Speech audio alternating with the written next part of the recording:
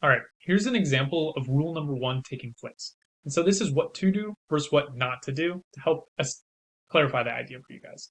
So the one on the left is average extracurriculars. This is what the typical student does. So student number one, okay, like I said, they're on the football team. Okay, cool. They're doing sports. That's great. They're also the treasurer of the French club. They're not a leadership position, but they're involved. They're showing that they have academic pursuits and they like animals. So they did 100 volunteer hours at the Humane Society and they're applying to be a finance major.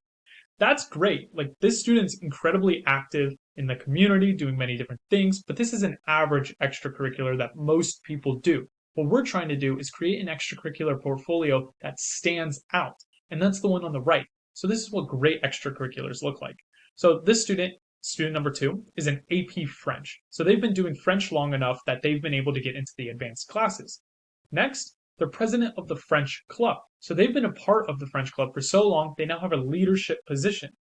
And so what they did is to get volunteer hours, they taught French to schools that didn't have a French program or could not afford a French program. So now they have an extracurricular in French, displaying their passion for the language, and they're applying to be a linguistics major. So they're applying to study language.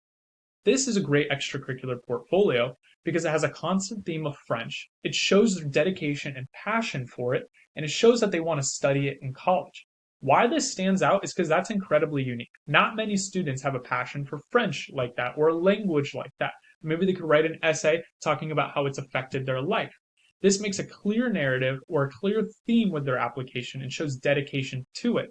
And it shows that once they get to college, they're likely to stick with it and become successful at it because they have a clear track record of in the past of being successful with the language on top of demonstrating leadership capabilities and the fact they like to give back to the community. So that is an example of a good extracurricular portfolio and what you should ideally try to do.